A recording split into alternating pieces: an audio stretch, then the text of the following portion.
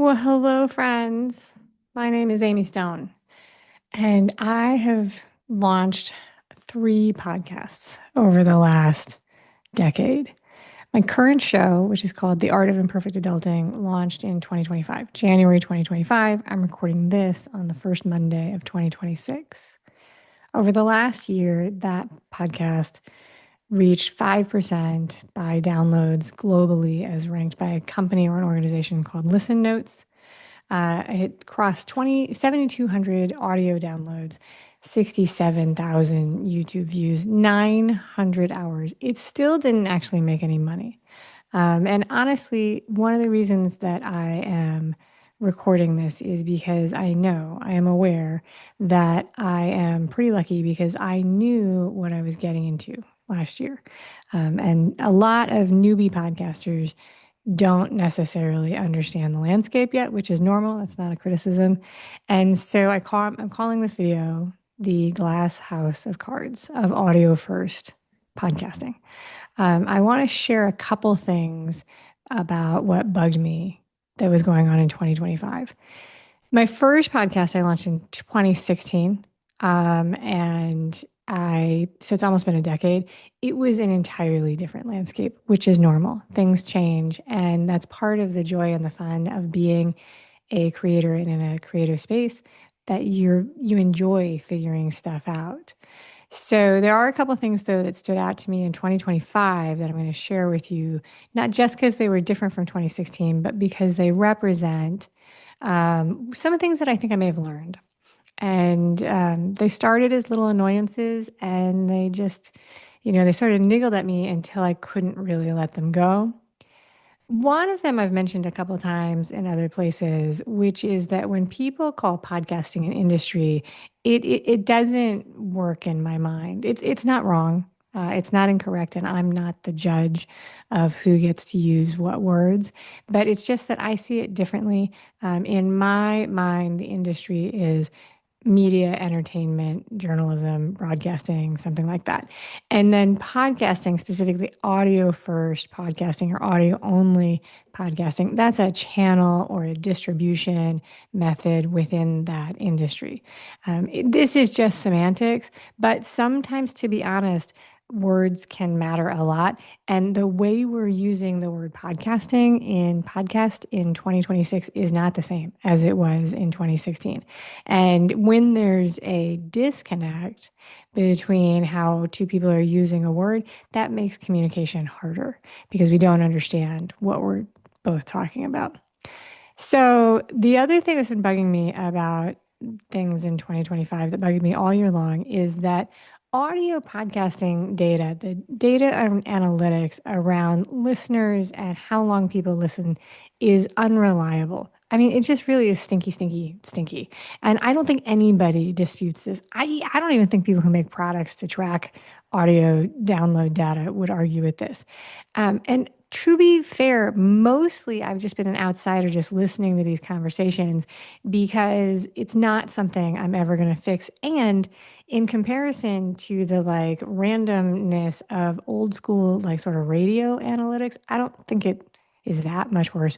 But I do think that it matters because this unreliability of the analytics can actually make audio first podcasting and the businesses that work in that space a breeding ground for things like dishonesty, scams, and predatory offers. And that's true in a lot of different businesses. You know, buyer beware is a very old phrase, but it's helpful to have somebody point it out to you so that you don't fall for it. Okay. So, the thing that's hard about this, in my opinion, the kicker, if you will, is that these things I think are challenging to see for yourself until you know enough about the landscape and the business you're in to notice it. And that to me means that newcomers are the most vulnerable to be taken advantage of. I think that's true in a lot of spaces. This is a little bit like three-card Monte on the streets of New York City or other big cities where they do stuff like this. If you don't know what the scam is, you're just walking along, you're like, oh, fun card show, yay, let's watch that. But when somebody tells you, hey, listen, there's the game on the table, but also there's pickpockets in the crowd that are looking for an opportunity to pick your pocket. So then you know, and you change your behavior at the time. This is a thing from the 1980s that used to happen in New York City where I grew up, but I don't know if people even do that on the streets anymore. The point is that it's just helpful to have access to a group of people or at least one person who's going to share with you some information about what might be the bigger picture happening around you, right? So the reason I'm making this video is that in 2025, I truly found it to be a challenge to find the support, the friendship, and camaraderie, which is a fun word to say, but tongue twister, that I was looking for as a female creator.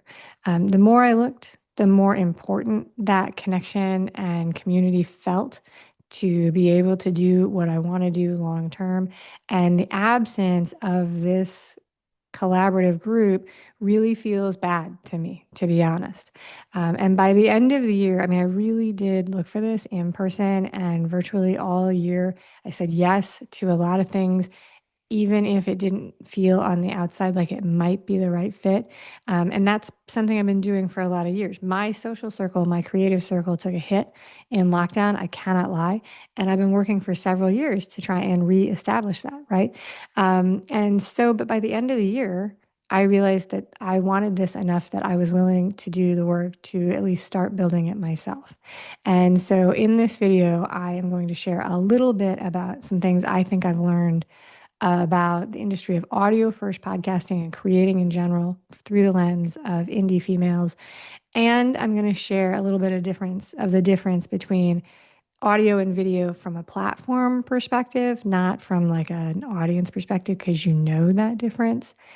And I'll share what my community creator project is at the end so that you can know about it. But first, I want you to understand the landscape.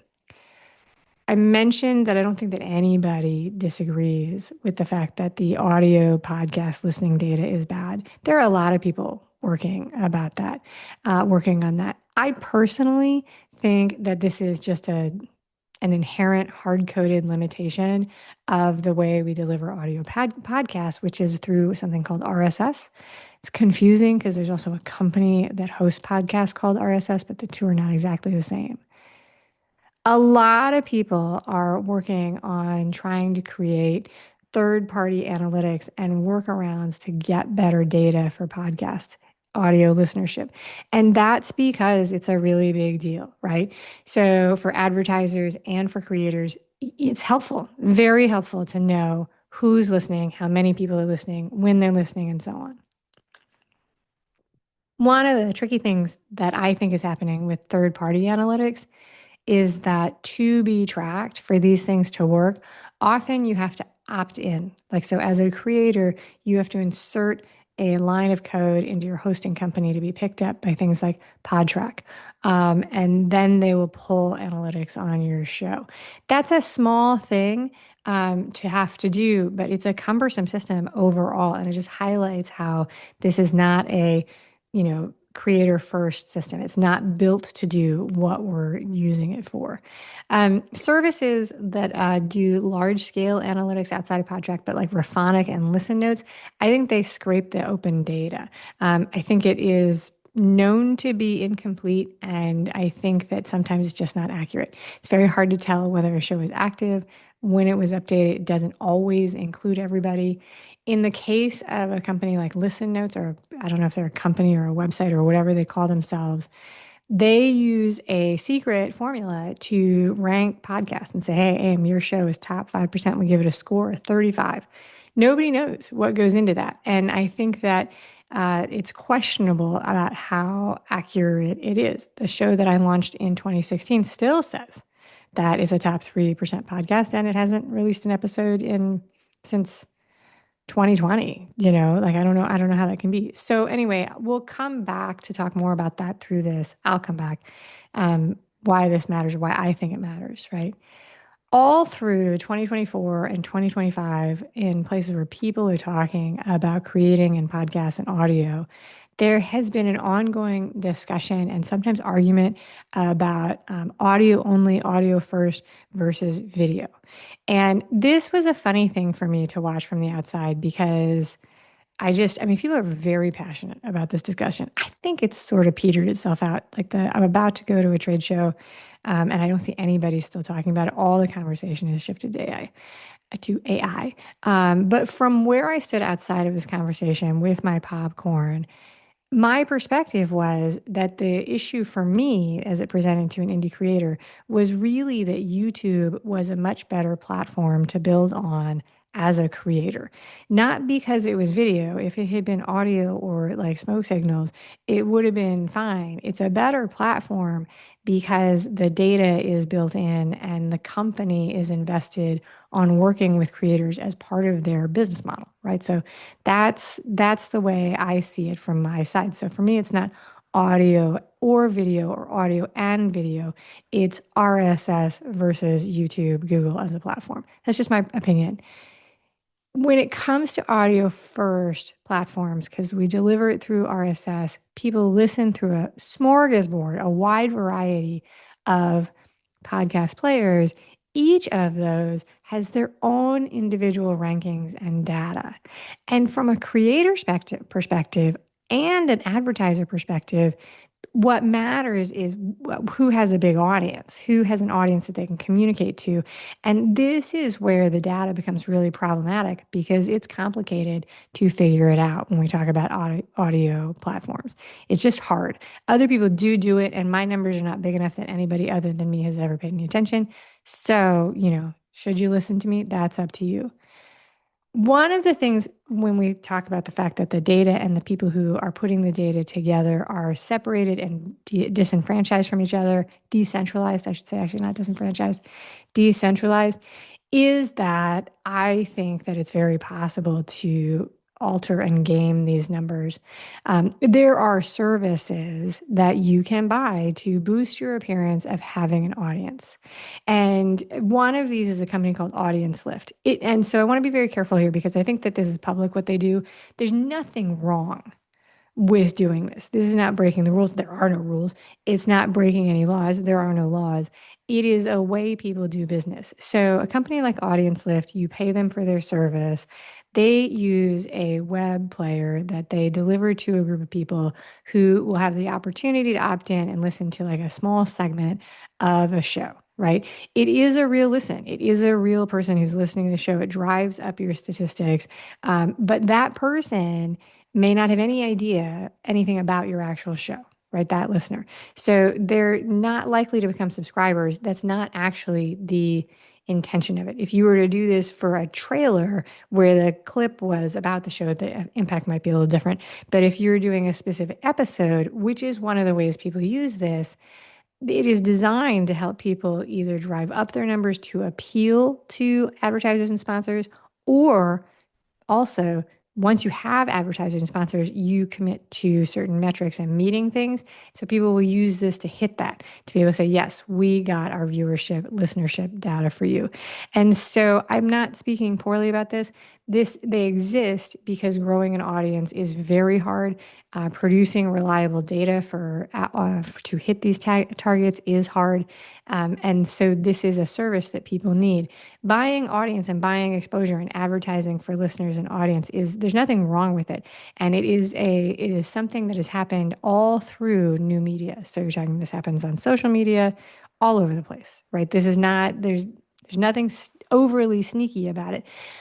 I do think that if you are actually looking at working with an engaged and growing audience, a service like this is not actually building that necessarily for you. And I think that it's a lot like buying engagement on social media, which is also an acceptable business practice. It looks good at the start. If people don't know what they're looking for, you may not notice it. But in a lot of ways, once you have the awareness of what actual engagement looks like, then when you look, you see the numbers don't really add up. It's like, hey, what's going on here? This doesn't make sense. And so I started to see this throughout the year, and I wasn't paying attention because I really had my nose to the ground working on my own show. But as like I ramped down at the end of the year and I was like doing research and gathering my thoughts and really doing analysis, and people were posting a lot of social media stuff about, yay, me, oh, the success. I started looking at things and being like, wow, what is this? I don't understand what this is. There was a post on LinkedIn where a person said that they were very excited because they had crossed 100,000 downloads for their indie show. That is fantastic. Congratulations. That is a lot of downloads for an indie show, for a established show where you've got like a big celebrity audience. That's like not even one episode, but for an indie show, 100,000 episode downloads in the first year would be a lot, in my opinion. And so then I looked them up and I couldn't find anything about them. Like it didn't, the Raphonic profile did not look like it had that kind of listenership. The listen notes, they didn't even show up with a 10% or anything. I looked up their social media. The numbers were very small. I looked them up on Apple and they didn't have very many, like 6 or 7 ratings or reviews. That's that's out of whack. Like a show with that much traction and that many downloads should automatically be generating, a little bit more of a buzz, reviews, even complaints, right? Like that's what you would expect to see. So I was like, wow, that is really strange. And then a few weeks later, I saw another one where somebody was like, hey, it was a producer, an advertising group, and they were like, hey, we want to congratulate our show for hitting this, so and so forth. And then I went and looked and I was like, oh my gosh, I think that what this is that these people are, they're launching these shows using tools to generate these big numbers, which is fine. It's totally fine. But it creates this disconnect because there may not actually be an engaged audience behind it. And so truly because the analytics bit is broken and not reliable, people can say whatever they want and there's no way to check it. That is bad for everybody in a cycle, in my opinion, but nobody asks me. I'm not in charge. One of the things that's true today that was also true in 2016 is that the dream is very powerful. And so there are many people in the industry, Mel Robbins, Jenna Kutcher, Oprah, Gabby Bernstein, Alex Cooper. People do make it. People do make it in big ways with a lot of prominence in media and entertainment. And there are a few regular people who have built amazing success through audio podcasting. That's a powerful dream. Also, podcasting is fun, you guys. I love it. Creating an audio podcast looks really easy from the outside. And honestly, it is compared to a lot of other things. Audio only or audio first podcasting is very simple compared to a lot of other things like creating a TV talk show with an audience or creating a video show with a studio and lights and cameras. Audio podcasting is easier than those things. This combination of a very powerful, attractive dream and crappy data, in my opinion, those are two pieces that when they come together creates the potential for a perfect storm where new creators are in a position where they're easily exploited. So there is a show called Podbiz, hosted by a great person whose name is Norma Jean something. And she asks every guest on the show, where is the money in podcasting? I think that's a great question. I think it's really important. There are lots of people who call their shows labors of love and hobbies and all of those things. Sometimes that's true. Sometimes they just don't want to answer the monetization piece publicly, which I think is also fair. Here's where how I would break this down. I think there's really only two answers to the where's the money question, and one of them doesn't really get discussed. This is a little bit of a um, like it's a little bit of a category answer. Like so, it's like part one, section two. No, number one, the first way the shows make money is that they sell to the audience, right? So there are two categories in that. One of them is the most, the thing that people think of first: ads, sponsorship, merchandise, events, tickets, stuff like that. Realistically, only about 0.1%, like so 1/100th of the shows, it's probably 0.01. It's a tiny, tiny percentage of audio shows are ever going to make the audience size that will make that even remotely viable. If you didn't realize this, most advertising networks will not even talk to you until you're talking about 5,000 audio downloads per episode. That's just the number, right? Um, Selling services directly is the other way thing that you can sell to your audience. These are branded podcasts where they are selling consulting, coaching, they're selling services to an association. The purpose of the podcast is to nurture this community and keep them engaged within a product sales cycle, right? That's actually probably an enormous section of most indie podcasts, to tell you the truth. Can be very successful if you know how to do it and you do it right. I have not ever cracked that nugget, never tried. Then the other place, so that's category one, selling to the audience. Category two of where I think the money is in audio podcasting is in selling to podcasters.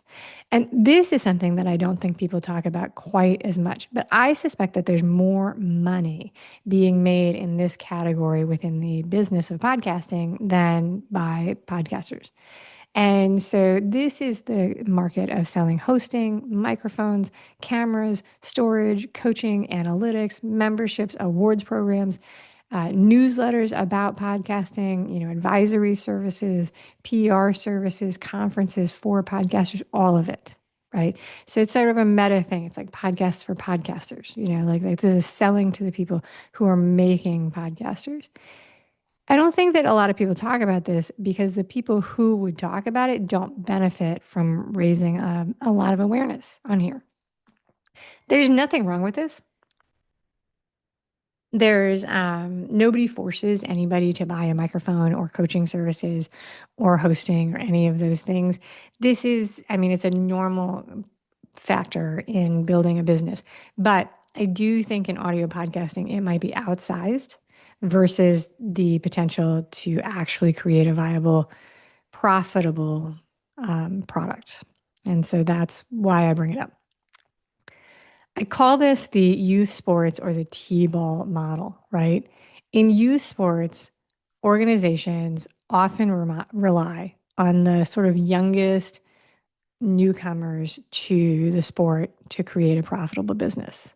So when you got new people coming into the T-ball organization, the parents and the kids are very eager. They pay as much or more as older kids for registration. They're happy to do it. They don't have as many days a week of practice. They buy all the uniforms very happily. They buy a lot of team photos. They pay for tickets to, the games, and they buy food and they do all of these things. There might be in a league, there might be 50 T-ball teams, but there's only going to be 20 teams of like the older kids, like 8, 9-year-old kids. And when you get to the bigger kids where it's like youth pitch and it's like sort of little league, then you're going to find in that organization many fewer teams. The parents will be more educated, more savvy about where they're spending their money. And it's not necessarily going to go to buying everything that the league offers, right? So T-ball for the little kids is cheaper for the organization to run. The coaches, there's not going to be travel, right? You can have young kids coach because the kids are small, they don't have any skills. The older teams are more expensive to run. So the younger teams, in effect, in a league will subsidize the running of the league and the profitability of the organization overall. So you don't announce this to the new parents when they come in. It's not necessary. It's not helpful, right? In my opinion, the house of glass cards that props up the audio first podcasting business it relies on newcomers coming in, and it benefits from not telling them about some of the structural challenges within this particular section of creating, right? Once you know the podcast data is challenging, you're not going to obsess about it, right? If you don't know, you might rely on it, and you open yourself up to be snookered. So let me give you an example of some stuff that I've seen go on this year, right? This first example is a real example from industry players who don't know me. Somebody might tell them about this. I'm a little nervous to talk about this because the people here are actually kind of influential in the industry, and The truth, though, is that this really did happen. And if they didn't want me to tell this story, they could have easily thought about this before they made a public announcement. There used to be the biggest conference in podcasting was a show called Podcast Movement. And it was, I mean, it was huge years ago. This year it happened in the summer in Texas. It was August in Texas. I didn't go because the only way you're getting me to go to Texas in August is if you are somebody I know in person and you are getting married, you have died, or you have had a baby. It is hot in Texas. It's hot where I live. I try and avoid the heat in the summer. Anyway, the estimates this year were that there were a couple hundred people, 500, 300, something like that, which is a lot of people, right? But I do believe that this is smaller than it used to be, which is not a big deal. Like that's the way it is. And so I just don't think that some events have really recovered from pre-lockdown numbers. And also, like I mentioned, it's hot in Texas in August. Anyway, at that event, there was a big buildup for a big announcement, and the announcement turned out to be that there was a merger between the company that ran the conference, Podcast Movement, and a newsletter about podcasting, which is called Sounds Profitable. Right, both established things in the audio podcasting space. And so they built this all up. I was watching it remotely happen, and they made an announcement. And they announced the leadership team: Brian Barletta, Tom Webster, Dan Franks, and James Cridland. Cridland is the way you say his name. And the thing that stood out to me was that this is an industry publication. It's a public merger with a public announcement. And this announcement was all guys. And I think they're all white guys, actually. So they are probably very nice guys. So this is not a comment on them. But it was an interesting thing for me to watch from outside and be like, wow, that really actually says something, because the creator community is very much represented and includes people who are women, who are not white, people who are minorities, people who are all kind of things. And in 2026, if you I mean, you could build a team and it could be all women or all men, and you might not notice it. But in 2026, if you make a forward facing, like big public announcement and nobody in the room says, hey, listen, what is this? What are people going to say? What are people going to think when they see this list of people? Right. So, and if somebody from that team listens to this or watches this and hears me say this, please just, consider this an invitation to, commit to working within your organization so your leadership team looks more like the actual creator community. That would be my invitation, right? And again, if they didn't want me to point out that that's what I noticed when they made that announcement, they had a lot of time before as they were putting together this very public campaign, to think about how it was going to look to people who were seeing it. I mean, they're actually creating a message with the intention of getting people to look at it and thinking about what people are going to think when they see it. I think that's part of that creation process. So I think that's fair. I do. If you disagree, let me know. And I say this with the awareness that I am a 50-plus-year-old white lady. There is the phenomenon of the Karens, put it in quotes, right? I represent that demographic in appearance. I know it. There's been plenty of rooms in my life where I've been surrounded by all white folks. I went to college in the Midwest. Like I'm not saying I'm immune to it. I'm just saying, maybe be more aware. Interestingly to me, anyway, more interesting than that announcement, actually, than the color of the skin of the people who made that announcement. Um, at the same exact week that this in-person event was happening in Texas at Podcast Movement, I was sitting at home because I didn't go to Texas, and I was part of an online challenge that was specifically for women podcasters, held by a podcaster whose name is Kathy Heller. And there were 1,500 women in that Facebook community as part of her free challenge. And at the end, she offered a whole platter of very expensive programs, including a $10,000 course or mastermind about how you could build and launch your own podcast, right? So I didn't opt in. I don't know how many people did, but I was very much struck by the difference between the size and makeup of these two events that happened in the exact same time this year. I'm not trying to talk anybody out of starting an audio podcast. I would love to see a world where there are many, many more successful women creators, people who are in the process of creating content on YouTube, shows, interview shows, short films, narrative stuff, all of those things, audio talk shows, all of those things. I would love to see a world where there was a bigger group of women putting stuff out in the world. I enjoy podcasting. I do. And I enjoy creating long form content on YouTube. In 2026, you may have picked up, I've been talking about it all year, actually, in 2025. I'm actually leaning away from the word podcast because I don't think it's an effective word for what we do. So I try to call what I'm doing a show or a streaming show. It's not the most smooth thing that I'm doing. I don't know if anything I do is smooth, but I think that the way to create a world with more women represented in the top charts of podcasts and YouTubers and newsletters and publishing and film is to create more support and opportunities for women creators to experience success, right? Get out my magic wand and make that happen. I'm going to come back and talk about what I think some of the things are that would help with that. But I'm going to make a jump here for a second and compare the platforms of audio first content to creating on YouTube from the perspective of a creator. And this is a little bit of a disconnected leap, but stick with me because I think it matters. I think it's important. In January, I launched my show simultaneously on the audio platforms, so streaming through podcast players, and also on YouTube. So I take the uh, video file from my interviews and I put them out on YouTube. And so the data from my first year of podcasting shows that my reach on YouTube is 10 times that of the reach of the audio platforms. I had 7,200 audio downloads, 67,000 downloads or views on YouTube, and 642 hours of watch time. So I'll talk more about that. But that's a very, very big difference in two different places.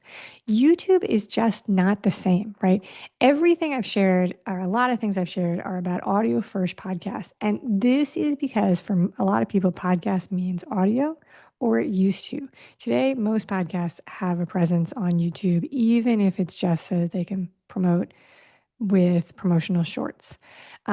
Audio content is easier to create. It's the lowest rung right now on the creator sort of ladder, in my opinion.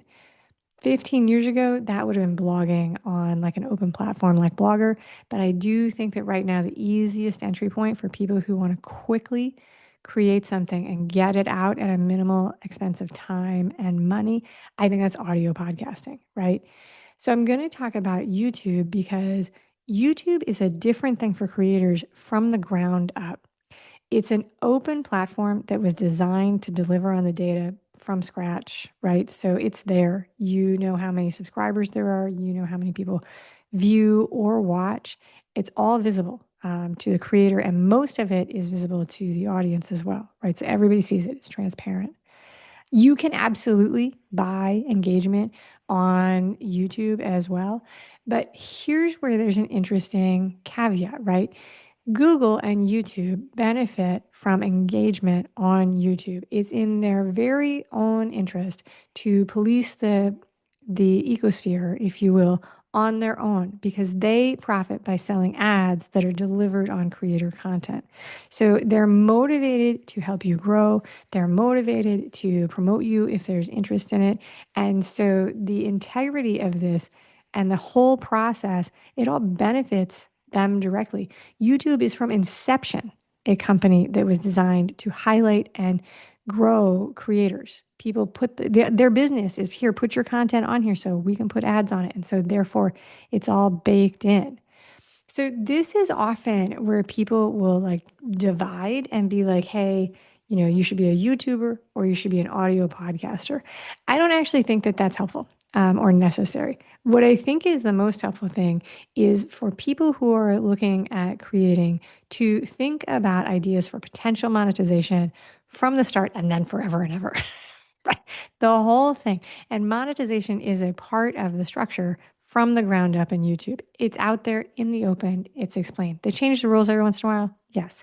So like right now, the process starts. The first piece happens at 500 subscribers and like a bunch of other stuff. Nothing, I don't think really any, I think that's when it begins, but I don't think anything really happens till hit 1,000. And for a lot of people, that is a high bar. Yeah, it is. It absolutely is. Is it as high as 5,000 downloads per episode? I don't know. So I do hope that audio platforms will evolve to be similar eventually. But it's my thought, and I'm not a person who can actually speak to this as an expert, but I think that requires an entirely different distribution model. I don't think RSS can do that. Um, so if somebody created so RSS is very firmly embedded into the culture right now, and so people are like, no, we'll never move away from it. I think there's lots of examples of us shifting technology in media consumption, so I think that it really could change. I think that if there was a new distribution tool that would just worked better, it would catch on and it would, grow like an avalanche. RSS wouldn't disappear, but it would be kind of like AM radio. It's still there. It works just great. It's just not people's first choice of where they're going to put stuff, right? That's the way I are. So today, if you want to clarify again, because I think I said this maybe a couple times, so I'm sorry if it's boring. I do both RSS through the streaming podcast players. I pay for audio podcast hosting through Captivate FM, and then I post on YouTube, which is free. And in 2025, I did not make any money from audio or video through ads or sponsorships or merchandise sales or events. All the revenue I made in 2025 was selling to my audience in person and via email. So, what I'm building based on my experience and the reason I'm putting this video and these series of videos together is because I do have some experience as a creator. And so, if you've watched this far, you are probably a creator or you want to be one, is my guess. I can't imagine why anybody else would watch this. It's January 2026 as I record this. I'm going to put this out live, I think, next week, so the second week. And one of the things I really want to work on is building a community. What are we going to call it? Is it going to be a network? Is it going to be a collective? Is it going to be an association? I don't know. For women creators, that's very broad. There are a lot of wonderful communities that already exist that are much more tightly focused than what I'm looking at. And those communities are wonderful, and I hope to support them always. But something broad that includes YouTubers, that is not aligned based on all of the isms that are already out there. So it's not the only unifier is that you're creating and you show up in the world as a female. I mentioned earlier that if I was building something and I was looking for advice, I don't know that I'd pick a room full of men. There's a case to be made that in 2025, that was kind of the only choice we had. It's all that's who's in charge in all the places. So I'm building this network. My idea is that in creating a big network, a peer-to-peer network, is one of the things that will really help more women succeed as creators. And transparency is a big part of that process. That's why I'm putting these things out in a public place. I'm thrilled to share with anybody who's curious what I'm actually doing. I'm not the most successful person in this space, but I'm always ready to talk to people about what is working for me and what's not. I'm always happy to share with people how I got started podcasting. I just am not the type of person who's going to build something that's like, hey, let me show you why my thing works. So this is a community that's designed on the group concept. I think that the people who are out there creating and doing stuff, they are smart enough to handle this information and make their own decisions. I pay attention to things because, like the industry stuff, because it interests me. And I feel like I've been paying attention for a long time. There's no harm in me sharing what I've learned about the business of audio podcasting this year, in my perspective. Other people might think that I shouldn't be talking about this. I don't know. One of the top things that people in the industry talk about is burnout, right? So these are experts and things like that. Is burnout. And burnout is absolutely a creator problem. right? It's definitely there. But I think that the sort of teaching about burnout when we're looking at solo creators is not super helpful. What this really is a form of like sort of incumbent blockade, which is a pair of words that means that the people who are in leadership and who are in a position to benefit from the current structure, they, sort of intentionally set up roadblocks for other people. And so they're like, don't do too much, don't get together, don't organize, because then we'll be knocked off of our pedestal, right? And so people talk about burnout and then they say, well, don't do as much, right? Except you do kind of have to do a lot in order to kick things off.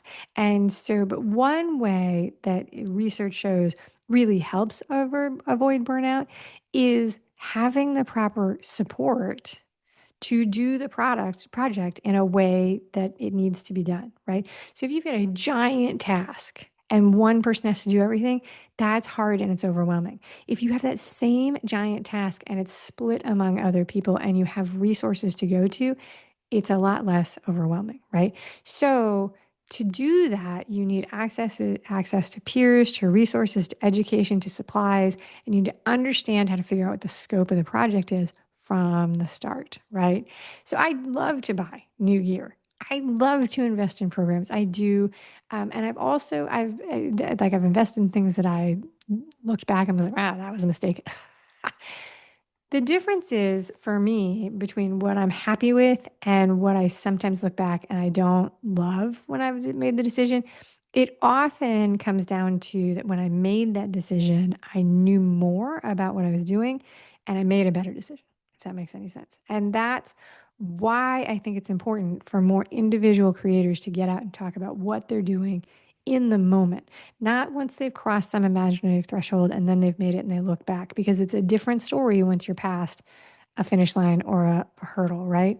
So, step one, Q1 2026, I have a goal to talk to a lot of women creators, as many as I can. I have an actual goal that my friend Claude, who is my AI friend here, he thinks it's a little bit ambitious. So, but it's my goal. Like, I want to talk to people who have podcasts, YouTube channels, newsletters, as many as I can, because I know what I experience. I know what I'm doing.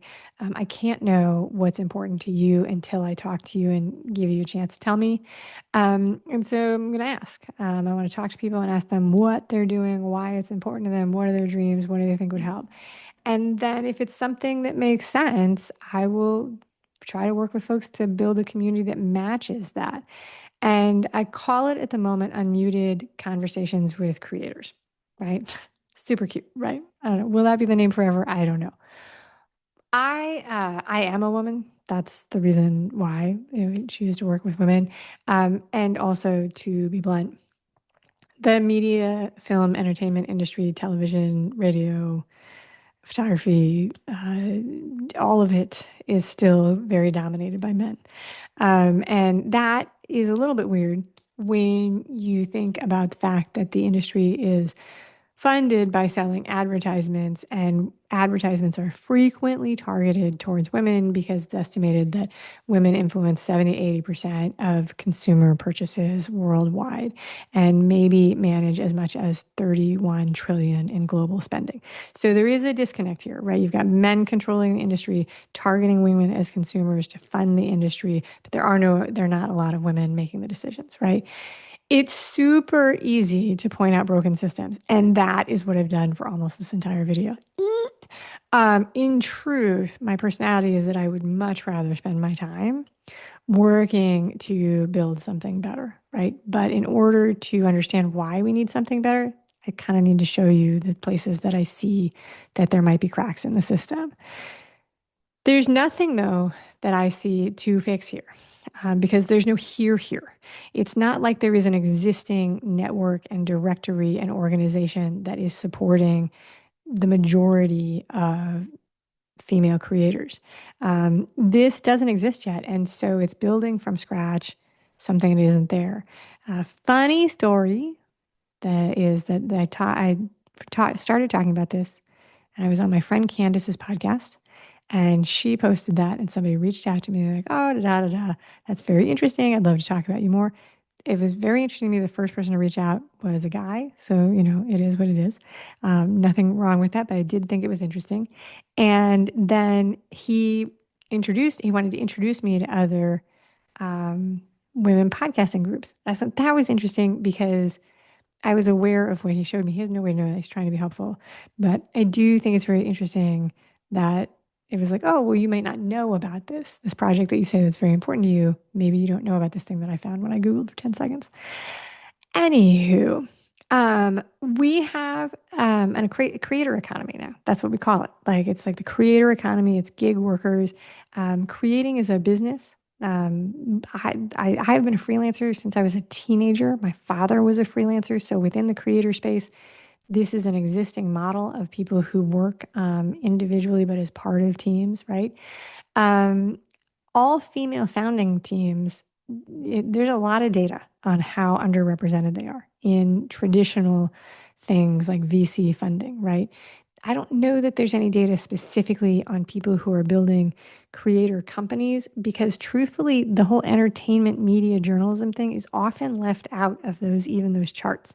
I was posting a job this morning and it's like, what type of company is it? And media is not in there. It's like accounting, there's no communications, there's no journalism. It's like, it's not in there. Like this is not a thing that's happening very much. Um, so my point is that this is not reworking something that exists in another space. And it does nobody any good, myself, me being the nobody, to think, oh, we should just do this the way other people have done it before, because we don't necessarily fit into the model that existed before.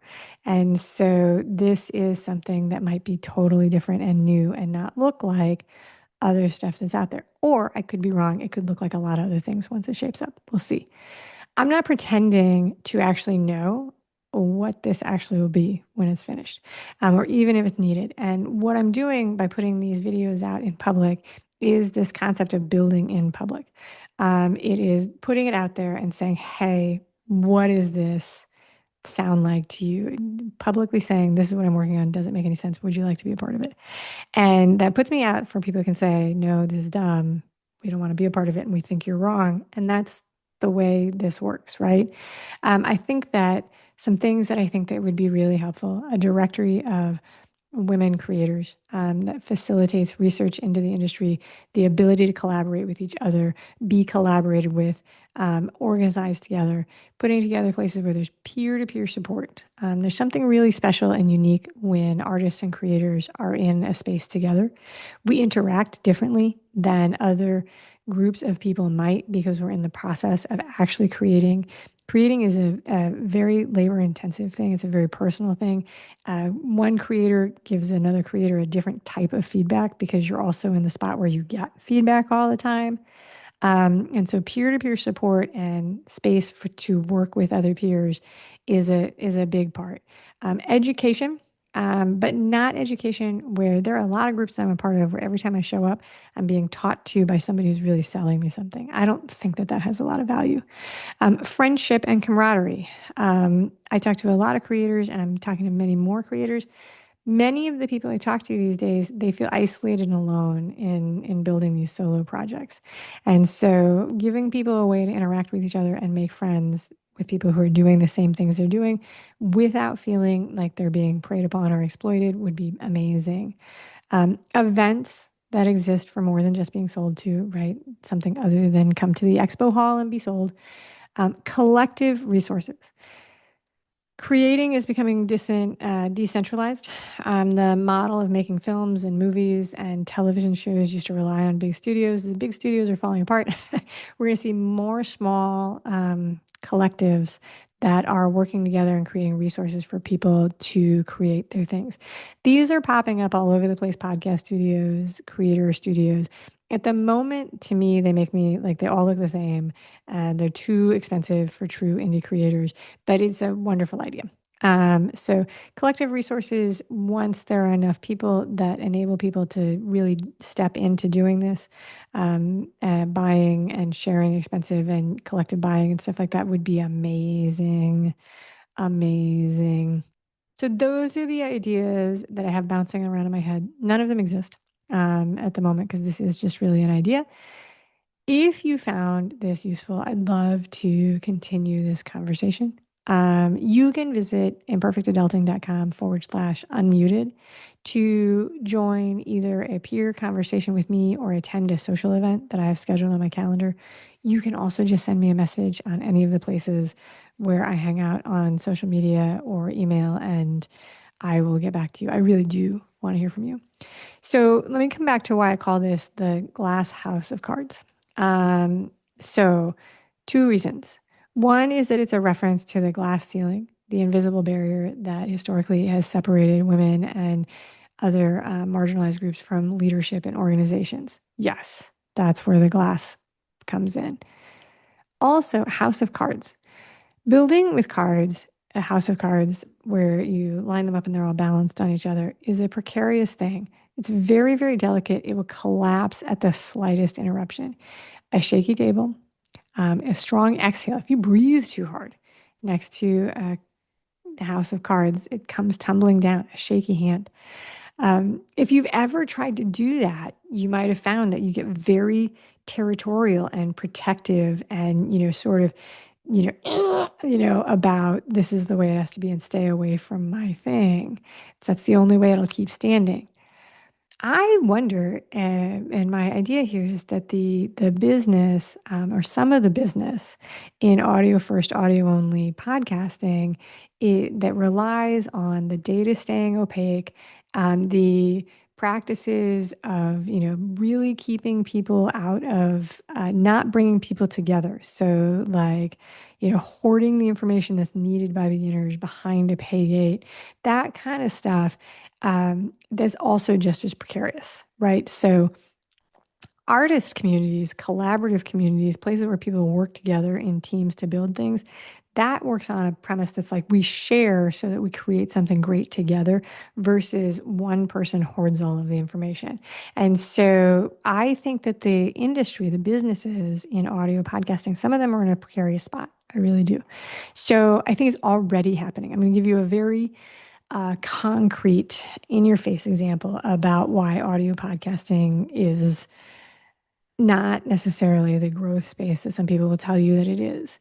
Um, Hundreds of people, maybe more, we know are already making seven figures in a calendar year, with the primary vehicle being YouTube, TikTok, Twitch, or OnlyFans, because OnlyFans is, I guess, is a network. It's a specialized network.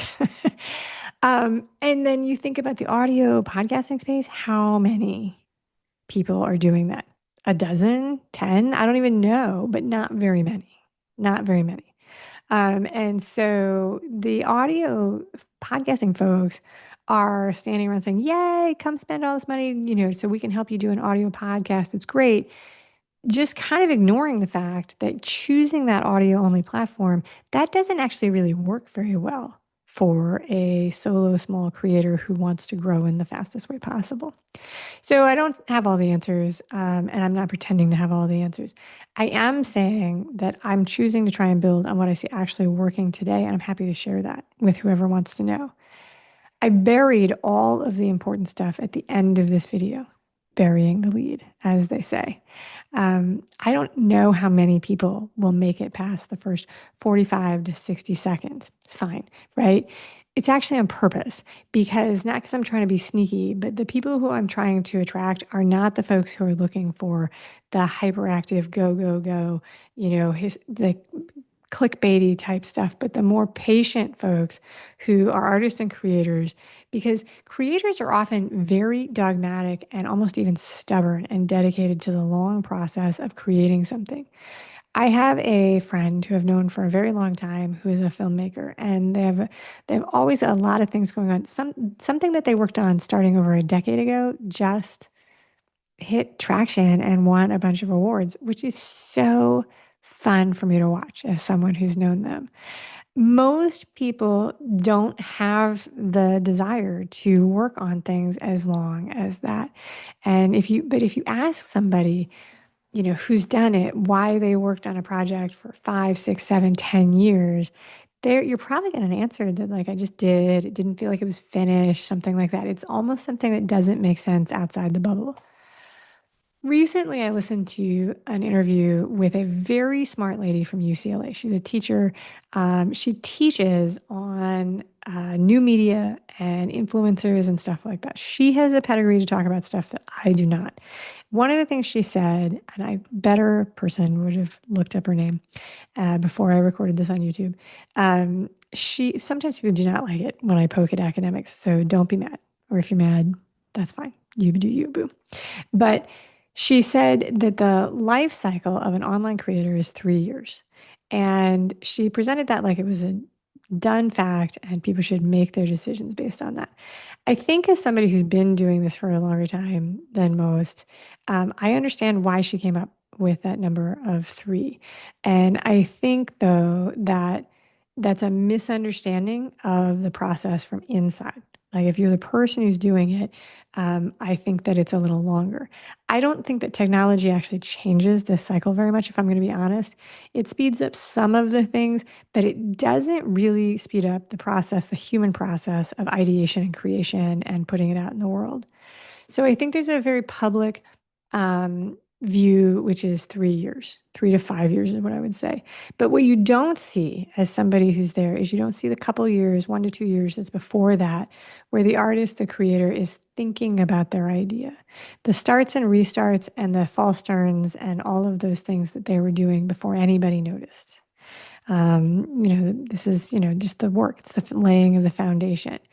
What you see is you see the success and the momentum gaining, and then the burnout and the fade, which are also, creators. You don't necessarily want to do the same thing forever. Even things like you talk to. The easiest one of this is like musicians. Musicians who have a popular song for decades and decades, they're singing the same song thousands of times. And you talk to them and like they have a variety of opinions on them. I think it was Jimmy Buffett who was like, yeah, like I would play something else, but they're here to hear the song that they want over and over again. So it's a part of the process. Other people will sometimes try not to do it. And like if you go to a show and the artist plays all their new material and people are like, oh, I didn't want to hear that. I wanted to hear the classics. That's the friction, right? That's the friction. So when you've got a creator who does something, they have an idea, they love it, they do it a lot. Sometimes they decide, you know what, I'm done. I don't want to do this anymore. And so then you see what looks like the burnout and the fade. The other thing, so in my opinion, where she said this, I think that most creators work on projects for like 5 to 10 years. And during that time, people are paying attention for 3 to 5. And these things overlap. They overlap, and that's the other thing that's not apparent from the outside to people who are watching. So you're working on more than one idea at a time. Even when you've sort of completed something, you are phasing it out while you're creating the new thing. It's not, you can't just shut it off overnight. It doesn't really work like that. And to be fair, shutting projects down, even artistic projects, is often not as fun as anything else. It's a lot of work and, not that great. Anyway, this is not important for anything, except for the fact that it is really, really nice to have a circle of connection where you're surrounded by people who are doing a similar type thing, who understand each other. And historically, this has been organized very exclusively by medium. So you have writers who hang out with writers, and I think that works. There are writer circles, there are writers clubs. That totally works. But newsletters, podcasts, YouTube, whatever is happening with new media in terms of film and TV, those are very, very overlapping creative projects at the moment. And that's why, in my mind, I'm throwing them together. So the word for that, if anybody's curious, turns out to be omnimedia. Different from multimedia, but omnimedia is what we're talking about. So we're talking about people who are doing editorial and creative work, art, print, film, newsletters, blogs, books. We understand each other in a way that people who are not in that space might not. And it's helpful and it's nice to be together. And so that's why I think it'd be fun to do that. And so that's what I'm talking about, the glass house of cards. Thanks for watching. Have a great day.